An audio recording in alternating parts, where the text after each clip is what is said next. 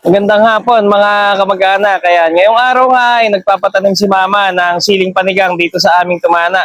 So ayan, dahil nga hindi umuulan, kinailangan natin na magpatubig bago magtanim.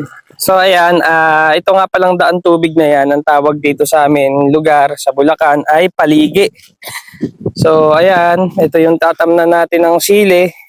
Kung makikita nyo, madamo. Pero ayan o, naninilaw na yung damo, in-spray na yan ng kapatid ko ng pamatay damo.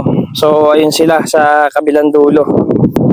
So ito na nga yung mga part na natatamnan nila. So ang mangyayari dyan mga kamag-anak, binabasa muna nila yung taniman bago ilagay yung ating punlang sili. Ayan o. So makikita nyo ito, binabasa nila, ayan, may nakatanim ng sili. So ayan, nadadaanan ng tubig to kasi nga hindi to tagpos kanina kaya papatagpusin muna nila. Pero ang ginagawang pagtatanim dyan, pagka bukas nung butas doon, antayin munang makadaan yung tubig. Pagkasara ng butas, tsaka lang tataniman. Yan po ang kuya ko.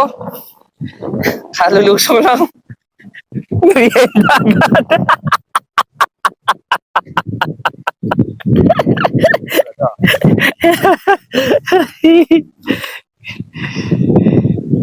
So ayan, dito yung paligid ng mga ano natin, ayan, mga kalapit natin tumana. Ayan, may mga tanim na mais, papaya, mais. Yung iba maliliit pa yung mais.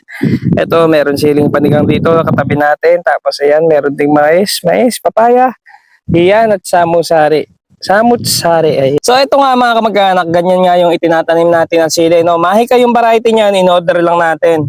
Ganyan na yan nung in-order natin. Tapos ililipat na lang natin dito sa taniman. Yeah. Ayan po yung may-ari. Ayan si Mama. Ano Mama? Ano kuwan? ano? Makakatapos ba kayo ngayon?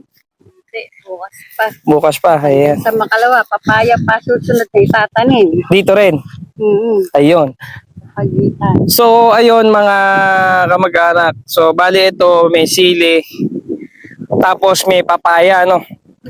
So ang gagawin dyan sa gitna na yan, aararuhin din yan ng puji. So mawawala rin yung pagitan na yan. Hanggang makalawa pa raw sila rito. Bali mabagal kasi mga kamag-anak yung yung tubig. Gawa nung tigang na tigang yung lupa.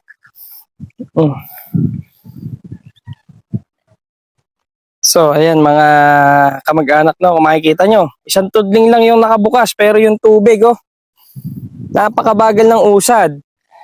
Kumbaga lumalaganap yung tubig kaya ganyan. Nakita nyo eto. Hindi naman yan nakabukas pero nagkakatubig hanggang dito. Nababasa siya kumbaga kaya mabagal yung tubig kasi kumakalat. Dahil nga first time ulit ito mapapatubigan. So ayun na nga mga kamag-anak, time check tayo, 4:40 PM na. So hanggang 5 PM lang yung working hours dito sa Tumana. Kaya maya-maya ay mag-uuwian na at talagang hindi talaga makakatapos ngayong araw. At dahil marami pang tanimin at marami pang basain. So andun pa yung kabilang dulo, kailangan pa ring basain muna. So yun lang muna mga kamag-anak no. So update na lang tayo pagka sa mga susunod na activity ng ating ginagawa rito.